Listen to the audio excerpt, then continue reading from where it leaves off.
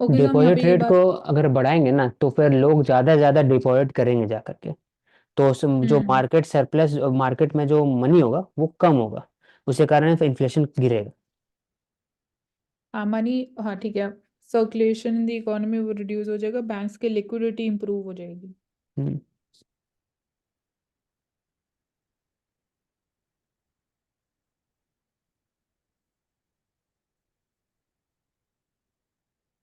ये और इम्प्रूवमेंट हमें देखने को मिल रहा है। 3.2% GNPA ratio, gross non performing assets ratio.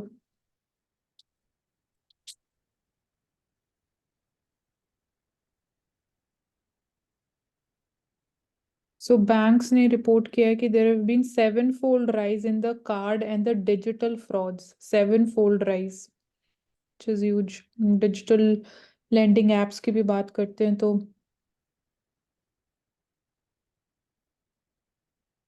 सो कोऑपरेटिव बैंक्स पे आरबीआई ने पेनल्टीज भी इम्पोज करी है, जो स्पेसिफिकली जो रेगुलेटरी स्टैंडर्ड्स अगर आप उनको फॉलो नहीं कर रहे हो।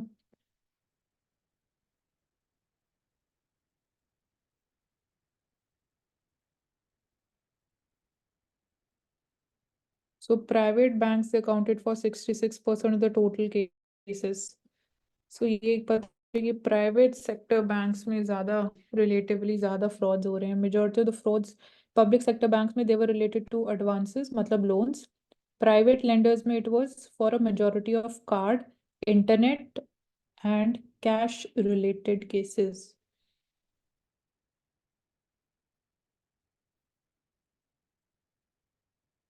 सो oil export saga, this is, it seems unending. कहीं ना कहीं कुछ होता ही रहता है। Russia oil exports, China India कुछ शिप हो, उसके बाद वी हैव बीन सीइंग की embargoes on supplies to Europe and US and reorienting our energy flows important हो गया, और ज़्यादा इम्पोर्टेंट हो गया।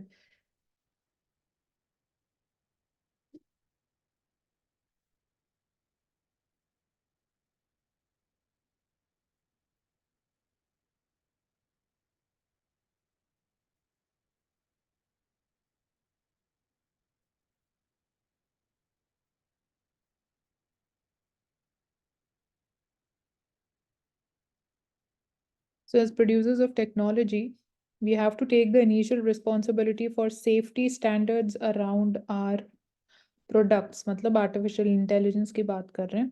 But I fully expect that this is a place where a democratic process will have a thing or two say about what exactly is safe deployment क्या। तो ये as technology producers, safety and ethical usage भी equal responsibility हो जाती है। ये जैसे हम बात करते हैं वेस्ट डिस्पोजल में या प्लास्टिक वेस्ट में, एक्सटेंडेड प्रोड्यूसर रिस्पॉन्सिबिलिटी है, तो टेक्नोलॉजी में भी वही चीज़ है।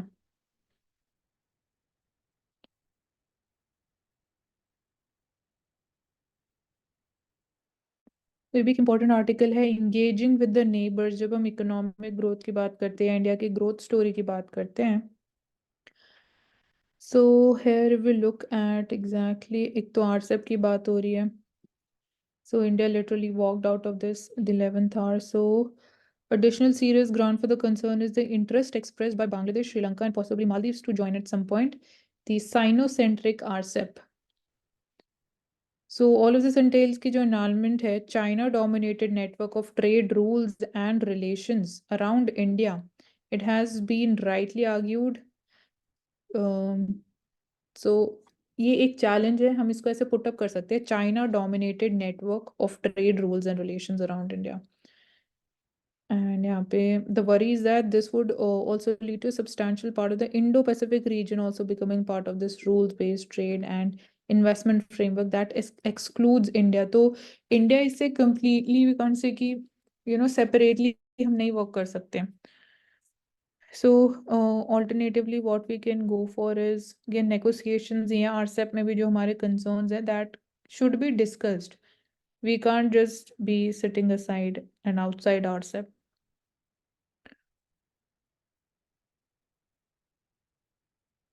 So यहाँ RCEP की बात हो रही है। इसके अलावा Bangladesh, श्रीलंका's interest in looking eastwards, Bangladesh or Sri Lanka, they have a good deal to do with the stalled process of regional integration. due to the Indo-Pak tensions. Bangladesh compulsions also include the fact that it will graduate out of its least developing country status 2026 में. So we are seeing कि even domestically भी इन countries की economy expand हो रही है, तो वो important players हैं. Then South Asia, SAFTA की हम बात करते हैं, South Asia Free Trade Agreement. Bangladesh enjoys the free quota, free access for most of its items, duty free, into the Indian market. So it would lose this after 2026. So ये ज़्यादा favor में again Bangladesh के. So India cannot match China in checkbook diplomacy, but it can shore up its diminishing regional influence by allowing these countries to have a greater stake in its growth story. So to re-engage with the region, India must follow up with the unilateral trade liberalization, जैसे हम free trade agreements की भी बात कर रही हैं, and greater market access हम provide कर सकते हैं, सो दैट अगेन इंडिया भी एक इम्पॉर्टेंट, वी कैन से, अगर इंडिया की ग्रोथ के लिए भी इम्पॉर्टेंट है ये एक स्टेप, और जो इंडिया की रीजनल ट्रेड के पर्सपेक्टिव से इन्फ्लुएंस है उसको इंक्रीज करने के लिए, उसको मेंटेन करने के लिए भी इम्पॉर्टेंट है. So doing so, it will blunt the edge of some of their resentment of only registering the massive trade deficits with India.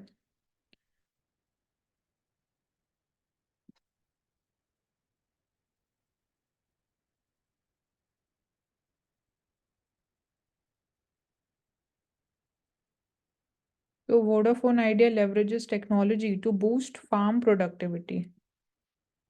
I think yeah, Vodafone Idea यही है, स्मार्ट एग्री VI जो है, project, IoT और यही AI है. के लिए. Smart Agri project launched in Maharashtra and Madhya Pradesh. 12 states में active है. They're covering cultivation of the crops like these. And more than 8 lakh small marginal farmers, they have benefited this program. तो क्या हो क्या रहा है इस program में? Harnessing the power of technology like Internet of Things sensors, artificial intelligence, cloud, and the drones, driving a new green revolution that is transforming the agriculture practices. तो यही है इसमें इवन कैसे प्राइवेट सेक्टर का important role हो सकता है. तो एक ये पिक्चर भी है, वही टेक्नोलॉजी कैसे डिप्लॉय की गई है एंड प्रेरणा, कैसे हेल्प कर रही है फार्मर्स को. इसमें IoT जो लिखा हुआ है, इंटरनेट ऑफ थिंग्स, वो कैसे यूज कर सकते हैं एग्रीकल्चर में? एक एग्जांपल लेके बताओ.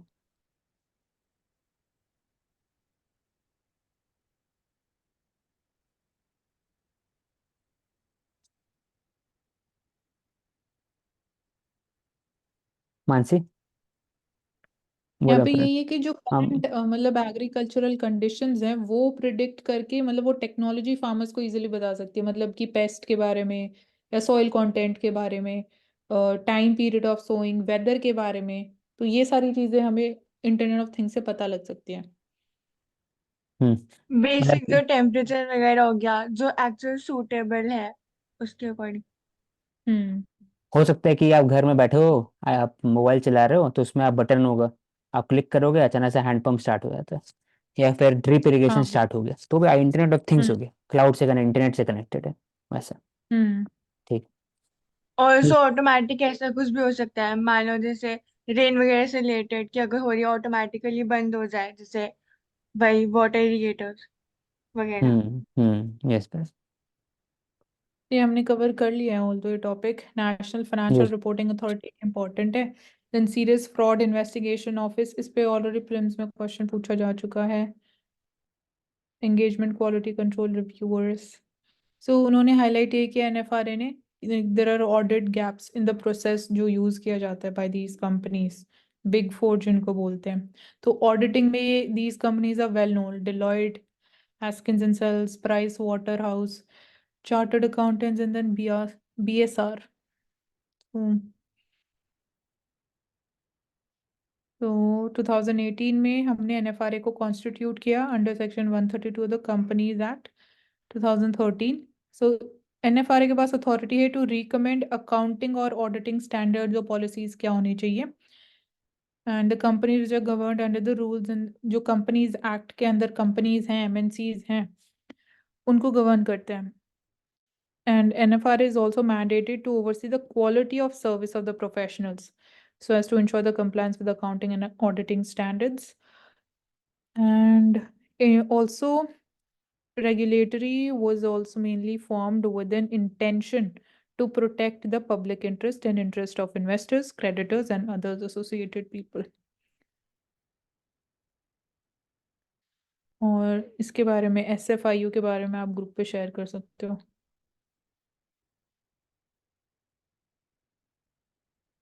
ये पी नोट्स क्या होते हैं औशिक? पार्टिसिपेटरी नोट्स इन्वेस्टमेंट करने के लिए, अगर आपको लीगली, अगर सेबी के अंदर में अगर आप ना, मतलब कि जैसे हमने बात करी थी कि जो फॉरेन इन्वेस्टर्स अगर वो अपनी आइडेंटिटी को अनोनिमस रखना चाहते हाँ हैं तो वो यूज एनोनिमस। करते हैं पी नोट को इन्वेस्ट करने के लिए। तो ऑफ लेट इंडिया में इन्वेस्टमेंट इंक्रीज होती हुई दिखाई दे रही है थ्रू पी नोट्स।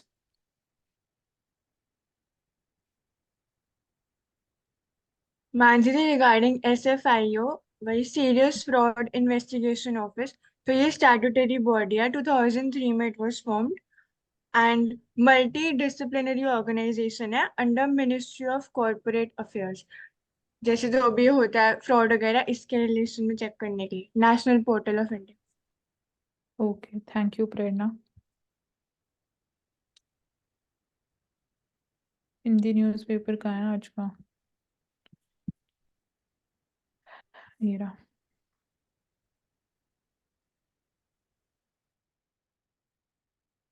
विजिबल है स्क्रीन? हाँ हाँ, करो स्क्रॉल। ओके।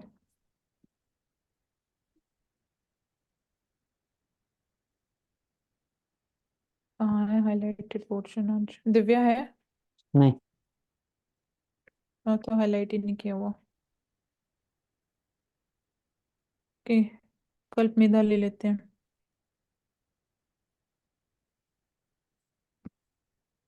औशिक आप करो।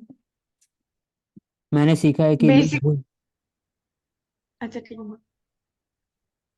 मैंने सीखा है कि लोग भूल जाएंगे कि आपने क्या कहा, ये भी कि आपने क्या किया, लेकिन लोग ये कभी नहीं भूलेंगे कि आपने उन्हें कैसा महसूस कराया। प्रेरणा बोलो।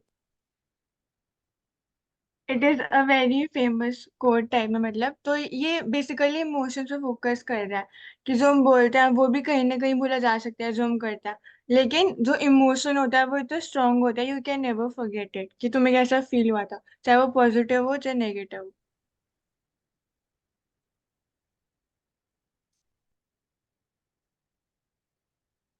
ट्रू। इसमें इससे अगर एग्जांपल कौशिक बोलो। क्या हुआ? भाई, अगर इससे देखें हम, जैसे पार्लियामेंट रहती है हमारी, तो बेसिकली वहां पे डिबेट भी होती है, हमने क्या कहा। वो लोग एक्ट भी पास करते हैं, बहुत सारे एक्ट पास होते हैं, लेकिन लास्ट में ना वो इससे जानी जाती उन्होंने क्या कहा, ना वो इससे जानी जाएगी उन्होंने कितने एक्ट पास किए, लेकिन वो इससे जरूर जानी जाएगी कि उन्होंने कितना परिवर्तन लाया आम लोगों के जीवन में, जो नेशन है। ले सकते हैं। हम्म। हम्म। हाँ, अच्छा एग्जाम्पल। उनकी कंडक्ट हमेशा याद ही रहती है, मतलब जो वो ये डिस्क्वालिफिकेशन भी होता है उसके बेसिस पे। ये अच्छा एग्जाम्पल है क्या?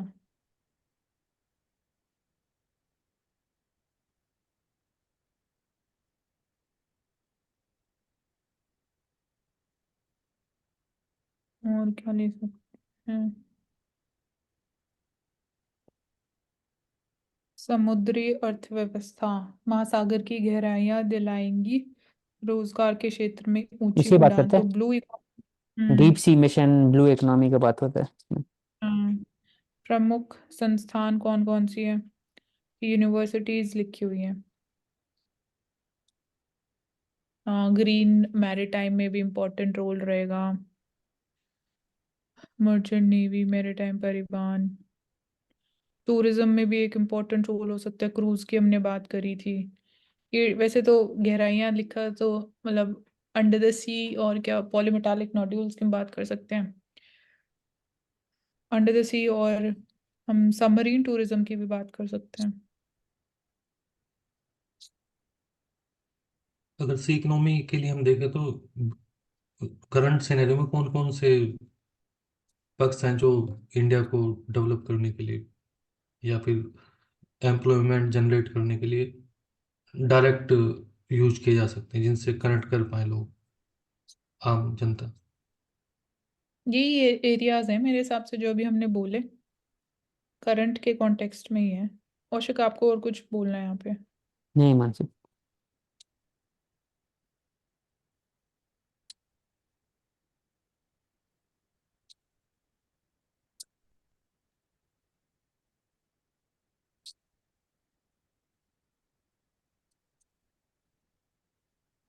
ये इस पिक्चर में गया है, दिल्ली सरकार के अस्पतालों में नकली दवाइयों के इस्तेमाल के आरोप पर प्रदर्शन करते भाजपा कार्यकर्ता। नकली दवाइयों, तो ये role of CDSUs, the central drug standard control organisation, quality of drugs की हम बात करते हैं कि that needs to be adhered, वो इम्पोर्टेंट बहुत ज़्यादा। इवन जब हम बात करते हैं कि जेनेरिक मेडिसिन में इंडिया एक ग्लोबल मैन्युफैक्चरर बनना चाहता है, सो ये अगर जो हमने इशू था of cough syrups quality was compromised, so it hampers the image internationally. It would be a big hindrance अगर फ्यूचर में भी ऐसा होता है।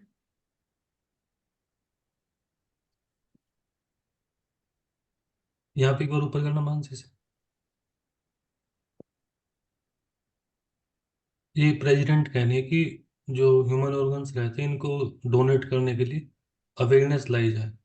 तो फिर क्या क्या किए जा सकते हैं, क्योंकि एक जो फैमिली रहती है उनके घर से कोई जाता है तो उस टाइम तो उनको एक्सेप्ट करने बहुत मुश्किल रहता है कि वो एक्सेप्ट कर पाए इस चीज़ को।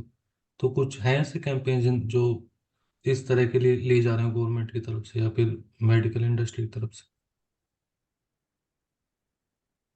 एक लाइक नोटो बॉडी है इंडिया में डेडिकेटेडली, यहाँ पे हम अवेयरनेस ही जनरेट कर सकते हैं कि अब हमारे पास ऐसी मेडिकल साइंस, ऐसी टेक्नोलॉजी है कि ऑर्गन ट्रांसप्लांटेशन सक्सेसफुल हो सकता है। तो कुछ आई थिंक कॉन्क्रीट स्टेप्स है बेसिकली ह्यूमन ऑर्गन्स को डोनेट करने के लिए जो लोग जा रहे हैं दुनिया से, बेसिकली उनको फैमिली मेंबर्स को कैसे हम कन्विंस कर पाए या फिर उनको अवेयर कर पाए। जागरूक समाज की जिम्मेदारी है अंगदान के बारे में लोगों को प्रोत्साहित करने के लिए। हमारे देश में बड़े पैमाने पर अधिक से अधिक जागरूकता अभियान चलाने की ज़रूरत है। यही अवेयरनेस नहीं हो सकता है कि आप एक्चुअली कैसे डोनेट कर सकते हो, क्या पूरा प्रोसीजर है। हमें भी नहीं पता है कि क्या प्रोसीजर होता है, को रजिस्टर करना पड़ता है पहले या और क्या करना होता है। सो अंगदान को लेकर सामाजिक भ्रांतियों को भी रेखांकित किया। और क्या लिखा है यहाँ पर, यही है मेरे हिसाब से। और आप कुछ सजेस्ट करना चाहते हो सचिन, और क्या कर सकते हैं? सोशल मीडिया का यूज़ कर सकते हैं।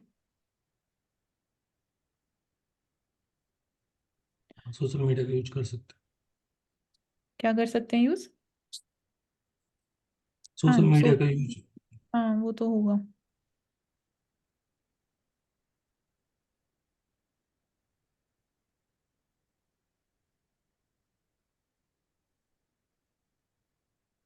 ठीक है, वर्षा, अब time. I am so intelligent. हम्म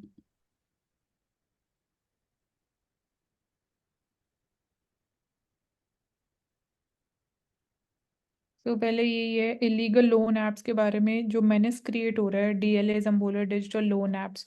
तो we go by the data, तो एक तो डिजिटल लैंडिंग इंडिया में इंक्रीज हुई है by almost 39.5% between 2012 and 2023। And ये जो अमाउंट बहुत बड़ा अमाउंट है, $350 बिलियन की सिर्फ डिजिटल लैंडिंग हो रही है इंडिया में थ्रू लोन्स। सो RBI ने जो मतलब ओवरऑल जो रिपोर्ट है वो ये बोल रही है कि इंडिया में 1100 ड्रोन ऐप्स हैं, जिसमें से 600 तो इलीगल है। तो यू कैन इमेजिन कितना बड़ा डैमेज हो सकता है। तो टू फैक्टर मैंने इसकी जो बात हो रही है, एक तो ये है कि जो कन्वीनियंट रीजन है कि ये ऐप्स कैसे फंक्शन कर पा रही है, वो यही है कि जो एक ये वर्ड है कि कन्वीनियंस है। डिजिटली लोन लेना बहुत इजी है, मतलब with in seconds you can get your loan.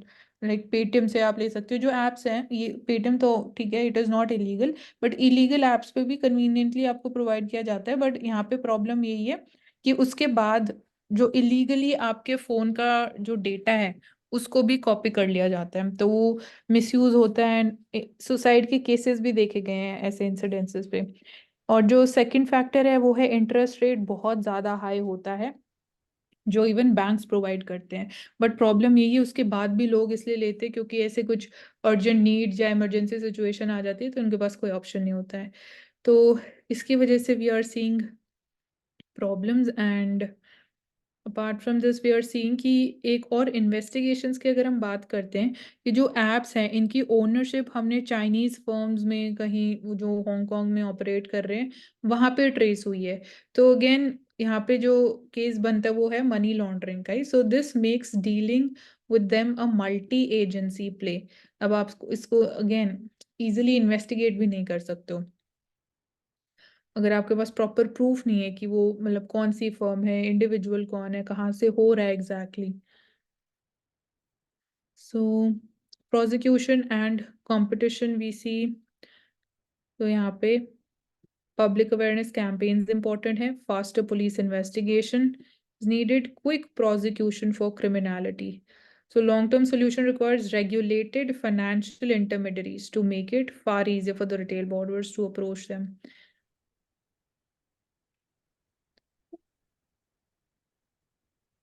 Okay so UP के बारे में बात करें तो $1 ट्रिलियन इकोनॉमी यूपी का टारगेट है। यूपी स्टेट के हम यहाँ खाली बात कर रहे हैं। And it aims to transform the UP into an economic powerhouse. Even geographical location जो यूपी की that is well suited. The new UP model में क्या बात हो रही है, 9.6 मिलियन एमएसएमईज हैं, उनको बूस्ट मिलेगा artificial intelligence and green energy के थ्रू। प्लस हम बात करें यहाँ formal sources of finance available किया जाएगा। तो एक ये पूरा इन्वायरमेंट और हमने इसको इन डिटेल कवर किया है पहले भी, इंफ्रास्ट्रक्चर, रोड, हाईवेज और ये सब। एनडीएमसी की हम बात कर रहे थे, न्यू प्रोजेक्ट्स इन पाइपलाइन। तो ये दिखा रहे हैं वही कितना प्लान तरीके से वो बोल रहे हैं कि नेक्स्ट ईयर के लिए कौन से एरिया में वो फोकस करने वाले। तो geo tagging of the properties 24/7, water supply, electric mechanised sweeping machines होंगी, 1 day 1 road programme, revamp of the sewerage system, cleaning of the nala in this particular area. तो ये एक अगेन वही प्लान्ड एंड एविडेंस बेस्ड या performance based भी हम इसको budgeting भी बोल सकते हैं। एंड सरप्लस बजट की हम बात कर चुके हैं कि एडवर्टाइजमेंट प्रैक्टिसेस के थ्रू कैसे the local bodies are able to generate huge amount of revenue. तो MPhil it is not recognized degree now, UGC की जो रिवाइज गाइडलाइंस आई हैं। सो ऐसा क्यों कर रहे हैं औशिक, MPhil जो है masters of philosophy programme, so it will not be a recognised degree, ऐसा क्यों किया जा रहा है? PhD और ये सब के लिए हम बहुत बातें होती हैं जो हो सकता है कि इसका सीट बहुत कम रहता होगा और फिर फील नहीं होता होगा इस का। हाँ इतना ज़्यादा ये है राइट, एक्सेप्टेंस नहीं होगा, एनरोलमेंट नहीं होगा। PhD एमफिल एनरोलमेंट में ये भी इंक्लूड होता है ना कि 75। मतलब हाँ जी एमफिल बोलो। में जैसे ये चीज भी होती है ना कि मतलब इंडिपेंडेंट रिसर्च होता है आपका, तो उसकी एलिजिबिलिटी के बारे में भी हो सकता है, इसलिए उसको रिकॉग्नाइज डिग्री नहीं ले रहे। नहीं लेकिन इससे पहले तो थी ना, यहाँ पर ना तीन बात यही कारण हो है। रही है कि अब क्यों कर रहे हैं। यहाँ पर तीन रीजन है। हेलो। हाँ बोलो प्रवेश। पहला ये है कि जो करुणा ने बोला कि इंडिपेंडेंट रिसर्च, तो MPhil is a 1 year programme जहाँ पर आप अपना फिलोसफी जो भी पर्टिकुलर डिसिप्लिन होता है, सब्जेक्ट होता है, उसका आप बना करके देते हैं और जब वो सबमिट हो जाता है तो आपको एमफिल की डिग्री मिल जाती है। लेकिन दिक्कत ये है कि एमफिल के अंदर भी वही काम हो रहा है और पीएचडी के अंदर भी वही काम हो रहा है। तो दोनों को डिफ्रेंशिएट करने के लिए एमफिल और पीएचडी को एक साथ लाया गया कि जो 3 साल की पीएचडी होती है उसको हम 5 साल की बना रहे हैं, जिसमें एमफिल और पीएचडी आपकी एक साथ होगी और तब आप डॉक्टर का टैग अपने नाम के आगे लगाओगे। अभी क्या होता है कि एमफिल 1 साल की करके आप डॉक्टरेट की डिग्री का नाम नाम के आगे लगाते हो, पीएचडी की वैल्यू कम हो जाती है उससे। तो ये एक रीजन है जिसकी वजह से एमफिल और पीएचडी को मिक्स किया गया है। तो खाली एमफिल को बोल दिया गया है कि ये डिग्री नहीं है, ये काइंड ऑफ रिसर्च पेपर रहेगा बस। तो शिफ्ट टुवर्ड्स पीएचडी, तो हायर स्टडीज को जो पीएचडी के अंदर सीट्स होती है वो भर नहीं पाती हैं, लोग एमफिल करके ही डॉक्टर लगा लेते, पीएचडी करते ही नहीं है। तो ये कुछ रीजन है जिसकी वजह से MPhil is not recognised degree ऐसा। Okay thank you. So high court बोलो police must check before issuing licence to practise the law, क्योंकि जैसे हम बात कर रहे हैं यहाँ पे भी we are seeing people from criminal backgrounds practising, but to deter those who with the criminal past. So यहाँ क्लियरली यही बोला गया कि पुलिस चेक इम्पोर्टेंट हो जाएगा अब यहाँ पर। Then Ayurveda degrees, next big thing for the foreigners. जब हम ब्रेन ड्रेन की बात करते हैं तो foreigners are showing interest in Ayurveda degrees, तो भी एक इंटरेस्टिंग चीज है। Jaipur's National Institute of Ayurveda and becoming Southern African country's first registered practitioner in India's ancient healing system। तो ये भी दिखाता है कि जो बिलीफ है, जो पावर है इंडिया के एंशियंट हीलिंग सिस्टम की, आयुर्वेदा की, जो we have dedicated AYUSH ministry also for this, that is increasing internationally, specifically African continent में, even in Iran, Afghanistan, Brazil, Netherland, यहाँ पे भी we are seeing young people interest show करे, तो ये काफी इंटरेस्टिंग है। इस पे कुछ बोलना है औशिक? नहीं मानसी। ठीक है, इंडियन नॉलेज सिस्टम एक इम्पोर्टेंट टर्म है यहाँ पे। Okay, line of no control. So यहाँ पे वी हैविंग द पॉलिटिशियंस, तो ये अभी हम बात कर रहे थे। Sir the bad news first, youth resorted to violence in pro Kannada protest. तो ये बैड न्यूज है कि इसको मैं ऐसे इंटरप्रेट करूंगी, youth is involve and that too violence हो रही है। सो गुड न्यूज ये बोल रहे हैं, they have forgotten that they are jobless. यही पॉइंट हमने डिस्कस किया था। तो ये इसको गुड न्यूज क्यों बोल रहे हैं कि आई थिंक सो कि अगेन इसको like as a vote bank politics use कर सकते हैं इस इशू को, कि वो तो खुद भूल गए हैं कि जॉबलेस हैं, और जो वो एक्शन ले रहे हैं प्रो कन्नडा प्रोटेस्ट में, कि प्रो कन्नडा मतलब कन्नड़ लैंग्वेज में ही एडवर्टाइजमेंट और जो बिलबोर्ड्स पे हैं वो सिर्फ उसी लैंग्वेज में होने चाहिए। सो आई थिंक इसको मैं ऐसे इंटरप्रेट करूंगी। औशिक?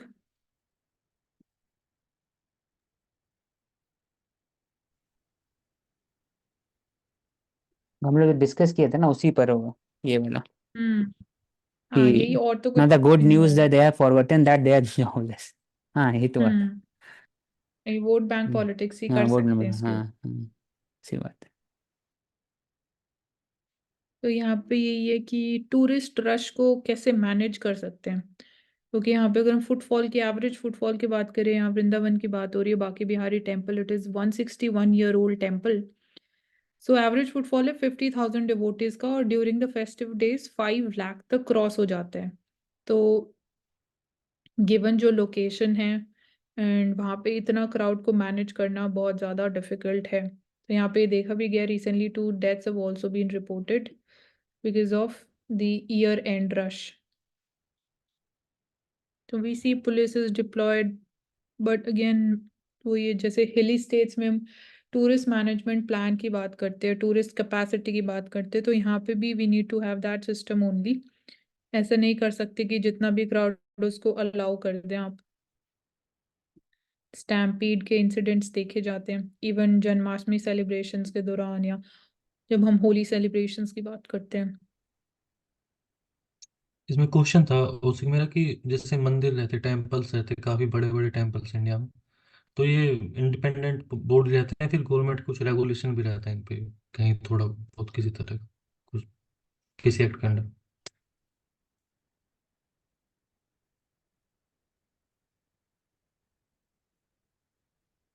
Hello? I think is not available. और यहाँ पे ये लिखा हुआ है कि जो एरिया है around the Banke Bihari temple develop किया जाएगा, कॉरिडोर बनाया जा रहा है, काशी विश्वनाथ कॉरिडोर, जिसमें लाइक वाराणसी से आप ट्रैवल कर सकते हो टू यमुना, मतलब यमुना में बेसिकली डिप लेने के बाद directly you can reach the temple via this corridor. तो ये कि पिलग्रिमेज टूरिज्म जो है उसको हम कैसे और प्रमोट कर रहे हैं, इंफ्रास्ट्रक्चर डेवलपमेंट हो रही है, लाइवलीहुड और हेरिटेज को प्रमोट किया जा रहा है, conserve the heritage of the area and take care of the locals at the same time. यहाँ पे जैसे वैष्णो देवी में भी यही सिस्टम स्टार्ट हुआ है कि after registration you can basically go, तो limited number of devotees should be allowed to the temple after registration, जैसे कि वैष्णो देवी टेम्पल में होता है। तो वो ये कि हम इसको ऐसा नहीं कर सकते कि जितने लोग हैं उन सबको ऐसे अलाउ कर दो क्राउड को, क्योंकि नंबर्स को हम नहीं फिर मैनेज कर पाएंगे, क्राउड मैनेजमेंट प्रैक्टिसेस जो नहीं कर पाएंगे। तो रजिस्ट्रेशन के थ्रू ही आप दर्शन कर सकते हो। तो here we end with the Times of India also। But इसमें क्वेश्चन है मेरा कि हाँ जी हम जैसे जरूर। रजिस्ट्रेशन करके लोगों को अलाउ कर रहे हैं दर्शन के लिए, उसके अलावा हम्म। हम ये नहीं कर सकते कि हम 24/7 जो दरबार है उसको बंद ना करें, एक तरीके से खोले रखे, ताकि एकदम से जो क्राउड इकट्ठा होता है वो होए ना। नहीं वो तो फिर भी होगा, मेरे को नहीं लगता ये लेजिटिमेट है। एंड प्लस जो रिचुअल्स भी होते हैं, आई थिंक रिचुअल्स में हम ऐसे नहीं कर सकते कि 24/7 मंदिर को, हम नॉर्मली घर पे भी अपने मंदिर को 24/7 ऐसे लाइक नहीं रखते हैं ना, रात को तो लाइट ऑफ करके ही सोते हैं। तो आई डोंट थिंक सो कि this would be permitted. Okay we can start with the conclusion. Karuna you can start. Yes. Then Prerna, then we can conclude. Okay. Geography के पर्सपेक्टिव में हमने बात की चेन्नई और जो रशिया के बीच में ट्रेडिंग रूट बनेगा जो कि पास करेगा सी ऑफ जापान से, देन साउथ चाइना सी से एंड मलाक्का स्ट्रेट से। उसके बाद हमने बात की grow local and eat local seed act 1966 की बात की, इंडिजिनस सीड्स की क्लाइमेट रेजिलियंस उनको बनाने की हमने बात की। उसके बाद हमने बनानास के बारे में बात की, तमिलनाडु जो कि लार्जेस्ट प्रोड्यूसर है, देन फॉलोड बाय गुजरात। उसके बाद कॉपर जो कि ग्रीन कलर का हो जाता है, तो उसमें एक कंपाउंड का रोल होता है, दैट इज कार्बन कार्बोनेट, उसकी वजह से उसका ग्रीन कलर हो जाता है। उसके बाद प्रणाम स्कीम में जिसमें हमने रीजनरेटिव एग्रीकल्चर की बात की, यूज ऑफ बायो फर्टिलाइजर्स, जिसमें बैलेंस होता है केमिकल्स और ऑल्टरनेटिव फर्टिलाइजर्स के बीच में। जल जीवन मिशन के अंडर जो 100% कवरेज है वो है गोवा में, तेलंगाना में, हरियाणा, गुजरात, पंजाब एंड हिमाचल प्रदेश में, एंड यूटीज भी हैं that we have to C.